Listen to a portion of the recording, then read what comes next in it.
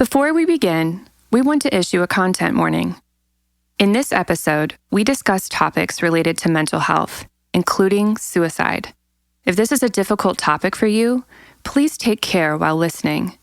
If you or someone you know needs support, we encourage you to reach out to a trusted friend, a counselor, or you can text or call the National Crisis Hotline at 988.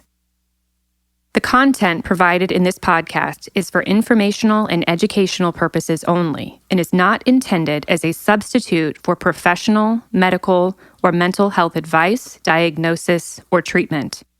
Always seek the advice of your physician, mental health professional, or other qualified healthcare provider with any questions you may have regarding a medical or mental health condition.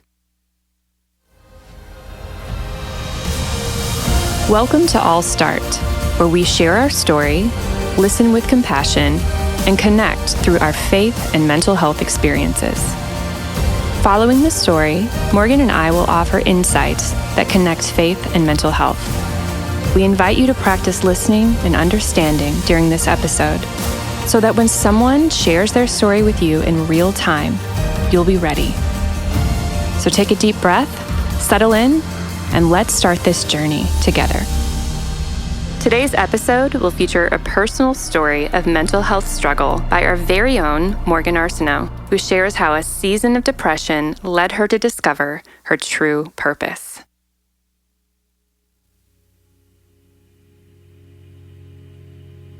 My name is Morgan, and I'll start.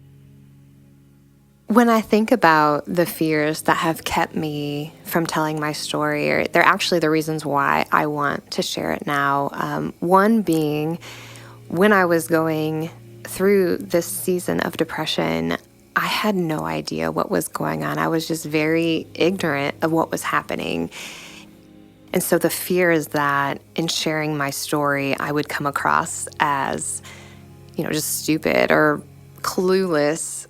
But now, if someone is walking through something similar and they don't know, because you don't know what you don't know, that they might recognize something in themselves or in someone that they know and maybe, start a conversation or start asking some questions, if they are walking through something similar.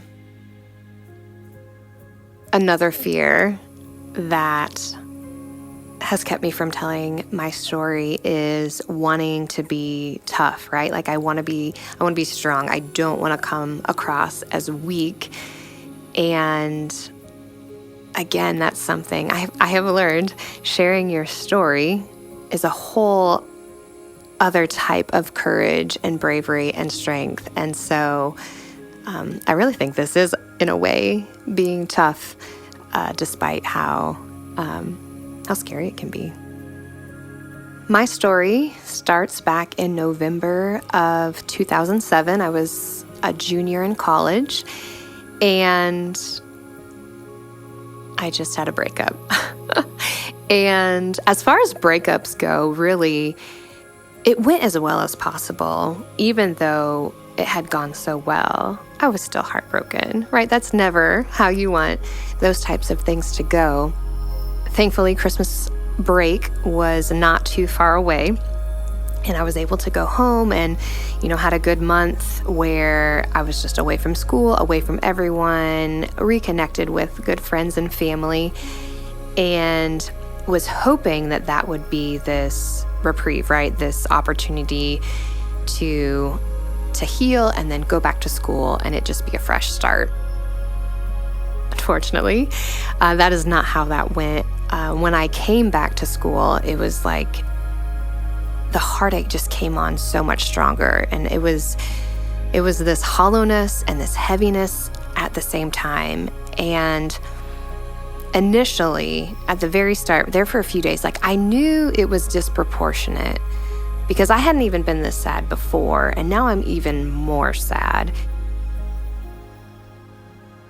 I just didn't have any understanding of it could be something other. I didn't think it could be depression because I didn't know that's what this was. So I would tie it back to this sad experience that I had. And I was really, in wanting to be tough, I was really unkind to myself. And there was a lot of Morgan, suck it up. Like, get over it, snap out of it. You should not be this sad, and I think the idea of connecting it to this breakup and the idea that a person could make me feel this way, like it angered me, and I didn't want it to be. But that's not even what was happening. I think in these times, though, when things are not going well and when we are hurting and when we are sad, they really highlight our need for God. We need God all of the time, but in these moments, these low moments, it just is much more apparent to us. And so this sadness that I was experiencing, it was constant, it was ongoing, but it became this awareness, almost like this prompt to pray. And because the sadness was constant, I was constantly praying. And that was a really good thing. This was when I feel like I really, for the first time, started walking with the Lord. And every opportunity I could, I'm praying, I'm journaling. I had 3 worship songs that I listened to on repeat. The hard stuff that was going on, there was this good. God was starting a work in my heart that would continue throughout the year. It was actually a very short period of time to where this sadness and this heaviness became exhausting. And I really got into this vicious cycle. My emotions are chaotic and overwhelming, and it's wearing me out. And then in my tiredness, it only heightens all of these emotions. And so I wanted to sleep all of the time. That was kind of how I was coping. And I kind of got away with it because I was a member of the softball team. And so in the spring semester, our regular seasons start. So I had practices, I had them every day after my classes. And then I also was an athletic training major. And so either before or after my own practices, I was prepping other athletes and I was observing the practices of other sports. So I had a very busy schedule. So I don't think the people around me really thought it was weird or concerning that, I'd nap in my free time or I would go to bed so early because there was just a lot on my plate. I didn't share really with anyone what I was walking through. Again, I think because I just didn't have a grasp on it and I didn't want to tell people I didn't know what was happening. So with the sadness and exhaustion, I started to experience some anxiety and really irrational things that, again, I couldn't name, but one of them was crowds. I really struggled with crowds, which in college is actually a bummer because there are crowds everywhere. But I remember the student center, it was from where my dorm was to where all of my classes were, it was the direct route. And I was terrified to go in. But I was also equally terrified to walk a different route. And so I remember walking up to the doors and just, heart racing and breathing deep, like trying to get a hold of my breath and kind of psyching myself up to push those doors open and push through, because I would speed walk through. I would look up just enough to make sure that I did not hit anybody else, but I didn't want to see anybody. I just wanted to get through. I remember one morning waking up and just being terrified to get out of bed. And again, looking back, very clearly having a panic attack, but couldn't name it. But I remember telling myself, hey, you don't have to go to this class. You can stay here. You're safe. Just keep breathing. And the only thing, though, during this time where I am, just carrying this heaviness and I'm exhausted and, I'm terrified of these things for seemingly no reason, the one thing that made sense was Jesus. And I'm so thankful that I had developed this pattern of just turning to him and leaning into him. And he showed up. And it was this rock, right? This constant in the midst of all of the chaos. This is something that made sense. And it just continually drew me to him.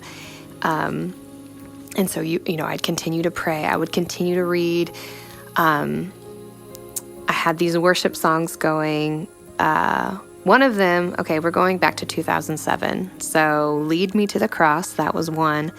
And Aaron Schust, My Savior, My God. But the one that was like the anthem, and it just clung to the lyrics, was All for Love.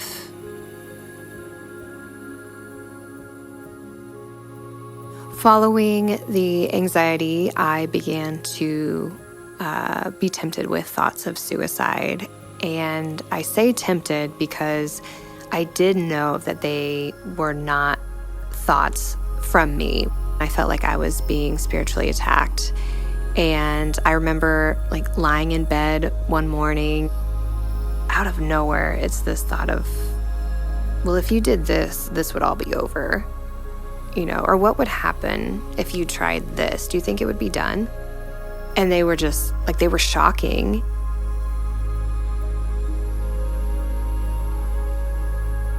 I was on my way to class and having another unknown panic attack. And I get to the door of the classroom and I can physically not go in because I'm scared. I'm terrified. And so I kind of lean up against the wall right next to the door, trying to play it cool. But in my head, I'm just mad. And I'm just like, Morgan, go to class. There's nothing that's going to happen to you. You are fine. This is stupid. Quit being scared. That's in my mind. And then physically, I am not moving. Like, it's not happening. And as I'm, leaned up against this wall, trying to be calm and trying to, rationalize with myself, my right fielder walks up, Christy, and she just recognizes that I am not okay. And, just kind of asks me, how I'm doing. And I'm just like, this is stupid. Like, why am I scared to go into this classroom? And I just kind of unloaded on her a little bit. And she tells me, she's like, I think you need to go talk to coach. Why don't you go? And kind of, she makes sure, like, it's not well, here's what I would do. She's like, you need to go talk with coach, and, made sure that I assured her that I would. And I did. And I did not go to class. I just left. I went back to my room. As I'm walking back, I'm trying to come up with a reason why I need to call coach, because I don't just want, hey, coach, I had a complete meltdown and was too terrified to walk into the classroom. So I don't know what to do. So I come up with this story, and it's not a story, but a reason why I need to call. And so I pick up the phone and, hey, coach, I have just been struggling this month. I'm not sure what it is, but I would like to go home, take the weekend, and get over it. And this was a Friday. So a Friday, morning where we would have had practice on Friday. And it would have been very unlike me to ask to skip practice or to not show up. And so I'm hoping that because this is such an unusual request, she'll be like, oh, sure, go ahead, take the time you need. But she did not. She did not answer yes or no, but she kept asking me questions. And I remember I'm overwhelmed, and she keeps going and she doesn't stop. And I'm angry and I'm mad and I'm frustrated. And I get to the point where I cannot answer her questions anymore because I'm sobbing.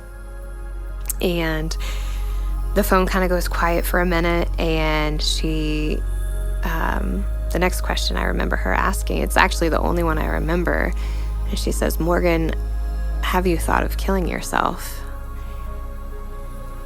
And I actually said no. One, because I was terrified of what would happen to me if I had said yes, because that was a big unknown at the time. But I was also equally caught off guard because I didn't know how she would know to ask that, because that never came up in any conversations with anybody. Like that was all me, and that would have never been said. And that kind of was the first indication of like, oh, this might be something. This might be something else. And so, anyways, Coach was not on campus that day. She was sick, but she told me, I need you to go see our chaplain, our softball chaplain. Her name is Barb Erkey, and she is a nurse. And at the time, she was very high up in the nursing program. And she is the person that you want in your corner. And so I told Coach that I would go. I'm sure that, she let Barb know that I was coming. And she was just so kind. Came in to her office. She gave me a hug. She sat me down. She had a few questions for me. And she's like, I think that you are struggling with depression, and we're going to go get you to see a psychologist here on campus. She walks me to the student center, and we meet with a counselor, and he does tell me that, in fact, I am struggling with depression, and explains, there's this chemical imbalance that's happening in your brain right now. And with the research that they had at the time, the best method, the most successful method moving forward was medication and counseling. It was it was a bittersweet moment, because on one hand, I was so relieved that there was a name to this. Like, I filled out their questionnaire, and I had like 12 for 12. It just pinpointed everything that I was experiencing. And so there was such a relief in that. But on the flip side, the medication that I was taking, they told me, this is going to take about a month to kick in. And so what you're experiencing now, it will get better, but it's not going anywhere for a long time. And that was tough, to know that while there was a reason for what I was experiencing, it wasn't going to get better. And there were definitely some tough moments. But man, I remember one day, it was a rainy day, which, it's springtime, it's going to be rainy. And I have just left my counseling. It's just a rough day, right? Like, my meds have not kicked in. I have just poured my heart out to this counselor, feeling honestly humiliated. The counseling session is happening in the student center, where I'm already terrified to be. And so I'm exiting, I put my hood up, it's raining, and I'm going to chapel. And the chapel service, there were 2 consecutive ones just because of the number of people, the number of students. I time it so perfectly to where the masses are coming out right when I am going in. And I've got a good crowd of people around me, and I'm trying to get through. And we have just bottlenecked at this one spot, and I look up, and lo and behold, here is the guy that I had dated with his new girlfriend. And there is nowhere for me to go except for those 2 people to spread apart, to step aside so I can walk between them. And it was just this, like, can you feel the cringe? Like, it's just, it was a pretty low moment. I'm pretty sure I went to that chapel and just cried the whole time. It's funny now, because it's so awful. But, as they part ways and I walk through, it's just like, man, clearly you and I are having very different semesters. One of us is handling this way better than the other. So yeah. In this month time frame of where I am waiting for my medication to kick in and things to get better, the softball team is on spring break, and we travel to Florida. And we did this every year to play tournaments in a little bit warmer weather. We made our way to Cocoa Beach, a group of us, and I'd kind of wandered away. It had been a hard day, and honestly, I was about to cry, and I did not want to do that in front of the group. And so kind of made it like I was taking a moment, at the edge of the sand, made my way where the waves are kind of coming and going over my feet. My feet are sinking a little bit more into the sand each time.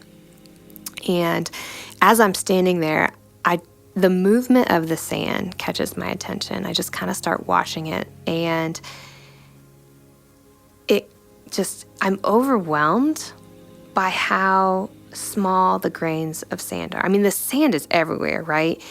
And it's these tiny things that even as they come in with one wave, they leave with it, and then the next one just brings all this new sand. I make this connection of the grain of sand with my life, right? How my life is so small in the grand scheme of time, right? There are billions of people on earth. There are billions that have come before me. There could be billions that come after. And the significance and the meaning of my life is just, it's so small. And there's nothing special about it. It's just kind of like the sand. It's so small. And then I look up at the horizon.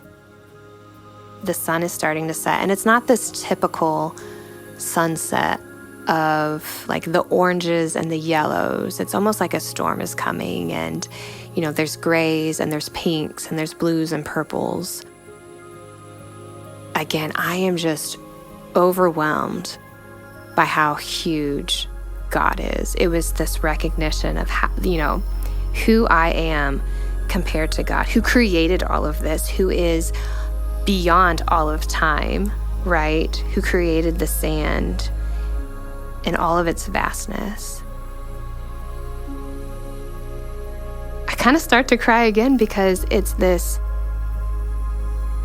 the life that I have, for as short and as small and as insignificant as it is, the God who created it all gives me purpose, and He gives me value. And through this season where it has been so dark and so awful and so hard, He has been constant. He has walked with me.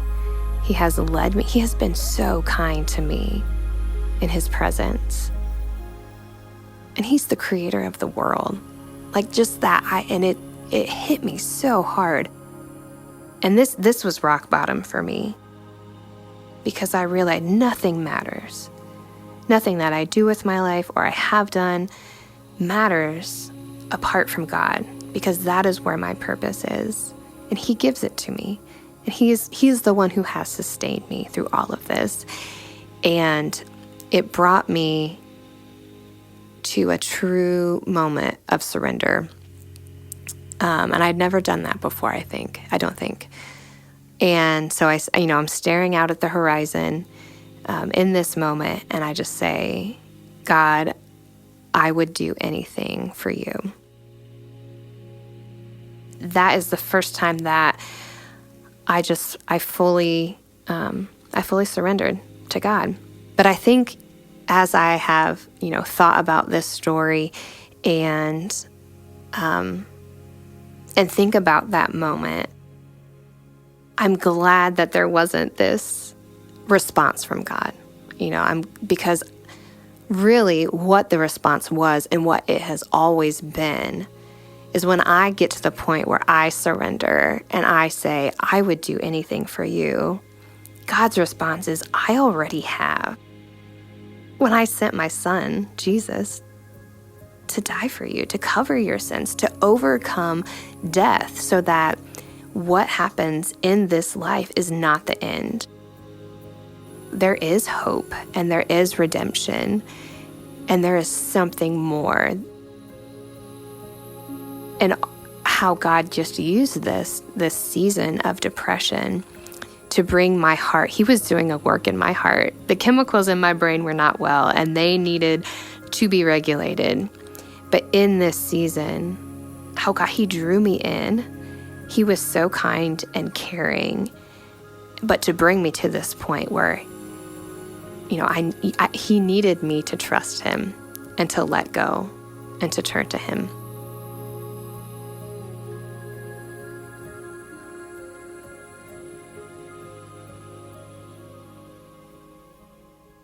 Hey guys, Morgan and Heather here. Thank you for listening to that powerful and raw story. Morgan's story is a reminder that depression doesn't always look the same for everyone, but it's important and it has a huge impact and can be so deep and overwhelming. And it affects not just our mind, but our body and the relationships and every single part of our life. And so in this next part of this episode, we'll explore the common symptoms of depression, from emotional struggles to physical effects. And of course, we'll talk about tools and strategies that you can use to manage and cope with these feelings, whether you're experiencing depression yourself or you're trying to support someone who is. So let's dive in. We have a really unique opportunity for this episode because not only is Morgan a host of this podcast, but she's also the first to share her story. And so, Morgan, what was that like for you? Yeah, not gonna lie, it's very nerve-wracking. And this is actually the first time that I have shared this story in its entirety from start to finish. And it is definitely very honest, very raw, but more so, it is a story of God's faithfulness and certainly a period of time where God grew me in my faith, pointed me back to Him and His goodness, and just brought me to this point of surrender that I so desperately needed. And I think it's a story, because of that, it is a story worth sharing. It is absolutely a story worth sharing. And one of the things that stands out to me when I think about symptoms of depression, and for anybody who's listening, is just overall, you even mentioned this, you had this disproportionate reaction or symptoms compared to what was happening in your life. And I think whether you're going through depression or anxiety or whatever symptom that you're having, when those emotions or symptoms are bigger than whatever event is happening, I think that can be a really good indicator. Hey, maybe something else more serious is going on. You mentioned a lot of emotional symptoms in your episode as well in your story. One of them being persistent sadness or emptiness. And Morgan, what were some of the words that you used to describe that for you? Yeah, heaviness and hollowness, but at the same time, which is it doesn't seem like they should. They seem like opposites, but man, the emptiness and then just the weight of the sadness was, eventually just led to exhaustion and a number of other symptoms. Absolutely. And it just was unrelenting. It was persistent. And that was so apparent in your story. And also some feelings of worthlessness or guilt. This is also a sign of depression. And Morgan, you really beat yourself up for not being able to go to class or to do the things that you would normally do or have no problem doing. Really even saying things to yourself like, Morgan, just go to class, and that can be that self-critical voice that just will not let up can be a sign that there's some underlying depression or mental health issues going on. You also mentioned some physical symptoms, your fatigue or lack of energy, just feeling extremely tired even after having a full night's sleep. You want to talk about that a little bit, Morgan? Yeah. Sleeping was one of the ways that I was coping. Yes, I was exhausted and physically tired all of the time, but it almost was like an escape. Like I could have a break from it all if I could go to sleep. So I also had shingles. I didn't remember this until recently, but the physical stress of the semester, I ended up with shingles. Not fun. No, not fun at all. And, while shingles aren't a sign of depression, those physical aches and pains and physical responses, depression also affects your body. And that was just something you really struggled with too. Despite all of those things, there are some really great tools with coping with depression. And you mentioned so many of them in this episode. One of them is and the first foremost is talking to someone. And you really had so many friends and family, and you had a coach, you had a chaplain, you had a professional who you were able to really talk to. And that is so important. Not only did they reach out to you, but then you took their advice. You did what they were suggesting, and that was really important for you too. I'm very, very grateful for the way that actually I was cared for. I did not reach out for help, but my friend Christy, she noticed that I was not well, and the best thing she could do for me was to point me to somebody who might know what to do. And Coach wasn't on campus that day, so she directed me to the chaplain who was present, who had a medical background, who then referred me to, a psychologist so that I could receive the medication and counseling that I needed. And I'm so grateful also that the counseling and medication were as successful as they were. They were only needed for a short period of time, but they did exactly what they needed to do. And once I did have that diagnosis of depression, it became something that I could share and I could talk about. And I know Christy, she was a listening ear always, and my roommate Nicole, they just, they loved on me. They encouraged me. So much humor as well. That was a gift as well. Yeah, you mentioned even in your story that, it was counseling and medication combined, and how research at the time really was showing that that was the most effective treatment. And that's still today. Medication and counseling combined are so important, especially in scenarios or situations where the depression is leading to suicidal thoughts, like Morgan, you had when you were experiencing depression. And so sometimes that medication can be just the boost, just the lift that you need to help you pull yourself out of the hole, so you can even begin to think about using some of the tools that you do in counseling. And that might not be for everybody's story. You may not need medication, and maybe it's not as persistent, but especially in situations where you're having suicidal thoughts, that medication can be really helpful in just, getting you that extra boost. So when you think about coping with depression, Morgan, what do you want people to know? The first thing I would say is you do not need to fully understand what it is you are going through to share that with someone you trust.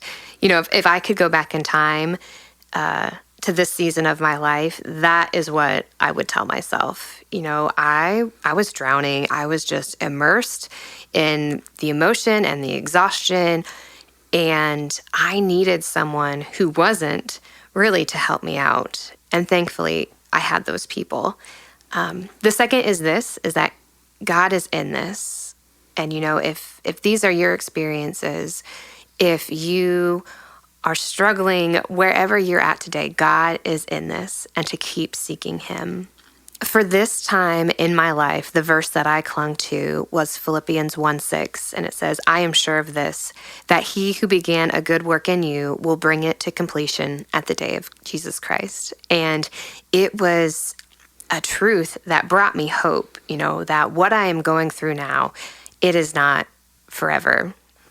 Another verse that just pops into my mind when I think of your story, and even what you just shared, is John chapter 15, where he talks about, "I am the vine and you are the branches, and whoever remains in me, I in them." And it's just such a great chapter that focuses on not just relying on our own strength, that we have to stay connected to the vine. We have to stay connected to God, and through Him, through His strength, we can overcome. And that is really such a huge part of your story. It led you to a moment you were trying to rely on your own strength. You were doing all these things, and you were using some great coping skills like praying and listening to worship music, and those were sustaining you. But your strength gave out, and it led to this moment of surrender. And some interesting things came after that moment of surrender for you, Morgan. They really did. So 3 months after that moment of surrender that I had, at the edge of the ocean with my feet in the sand, our softball team went on a missions trip to Mexico. And on that trip, it was very clear to me that God was calling me to ministry. And had God called me to ministry 6 months prior, any time prior, actually, I would have said no. I would have turned and run the other way. But because of the work that God had done in my heart and bringing me to this point of surrender to Him, I received that calling with joy. Like, I honestly couldn't believe that I get to do this. And it was such a gift. Such a gift. It is such a gift. And I just love how that moment of surrender then led you to like you shared in that verse, he who began a good work in me will be faithful to complete it. And that was his calling. You led you to a moment of surrender, and he turned it into this wonderful calling on your life. And he turned it for good. And I just think that's just so beautiful. So, well, that's it for today's episode of I'll Start. We are so grateful for every voice that shares their story and for every ear that takes the time to listen. If today's episode resonated with you, we encourage you to take a next step, whether that's opening up to someone you trust, reflecting on what you've heard, or simply just sharing this podcast with someone who needs it. We've included a list of some resources in the show notes, and we'll see you next time on I'll Start.